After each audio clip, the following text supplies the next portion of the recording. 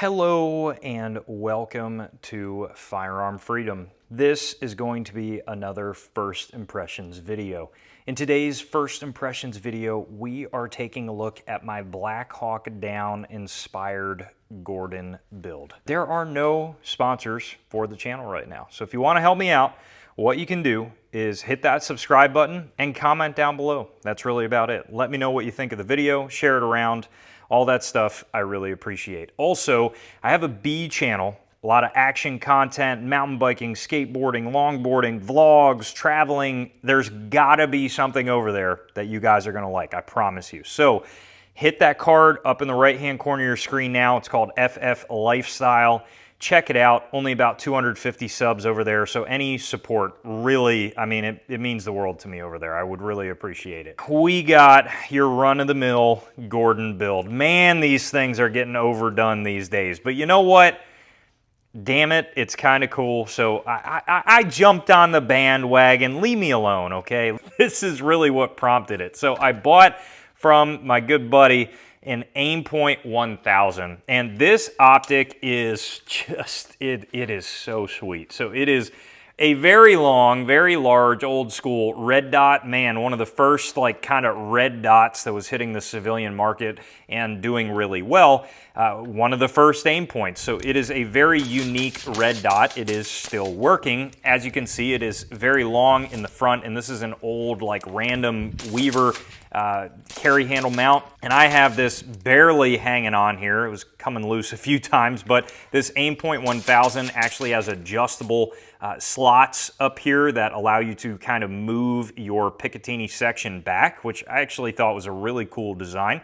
And it does okay. It's definitely very tired, and the adjustment knob back here on your brightness adjustment was kind of like getting loose on me and coming off. So I think it needs a little bit of TLC, but it was working. And once I got that red dot, I'm like, man, I got to put this on something. I am not a cloner guy. Like I'll clone a movie gun autistically, but when it comes to like the cloner AR threads of GWAT guns, it's too much. I like to get it the same sort of vibe, but if I don't have the right fencing on the lower and you markings aren't correct, I'm not gonna freak out, okay? That's just where we're at. But I had this, and I also had, which I did do a video on in the past, a proper, complete Colt M4 upper. This is a 14.5 complete M4, and it saw a lot of stuff. It wound its way up into my hands, and I thought it was a very, very cool upper. And I did a video on this upper in the past. I had a Knights Armament quad rail on there, which is how it came to me. And it's always been an excellent upper, but I thought this might be a prime opportunity to throw a skinny handguard on this. Fun fact, this is actually the skinny non-heat shielded handguard from my Ruger AR-556, and I'm doing a crafty little cover up the Ruger emblem back here with a little bit of duct tape, and it actually does go with the overall look of the rifle. I have a kind of relatively standard plastic Car 15 stock in the rear, but I do have a 6-position buffer tube that this is riding on, and I have an A2 style pistol grip, which I actually do like the A2 grips. Now, I know what many of you are probably wondering, which is, oh my God, where'd you get this Surefire light up here? This is a replica. I say replica. It is a complete Chinese knockoff of a Surefire 6P. So there are a few different Surefire variations that would be generally seen in this era of, let's just say, M4 type build. This is a Surefire 6P knockoff that I got on Shekhin's Gear, which is, I guess, like a major knockoff website. They got Cry stuff on there. Pretty much anything that's out there on the market they have. But I didn't want to pay like $100. It was not something that I'm going to put to hard use.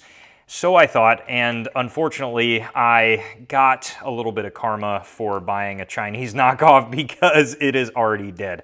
I heard really good stuff about these, but I did run this package with an FRT, and unfortunately, it cooked the light, it seems like, or at the very least, my pressure pad has some wiring issues, so I got to look into this a little bit more, maybe try a new battery, I don't know, but it's not working. When it was working, when I first put it on here, it was sweet. It even had like an old school 90s era bulb in it, the Xeon bulb or whatever, and it looked the part. And I gotta say, the rest of the light looks like it should, but man, it feels like a cheap light. So just keep that in mind. I do have a GG&G light mount, which works great.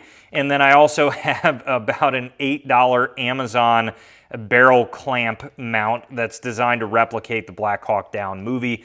I also thought that was hilarious because in my attempt to, actually this mount held up exactly like it should. It didn't even get loose. I was pretty impressed. In one of the reviews on Amazon, I'm like, okay, how bad is this gonna be? And I scroll down and the first review was, I watched Black Hawk Down 2, it'll work on a 5.56 or something like that.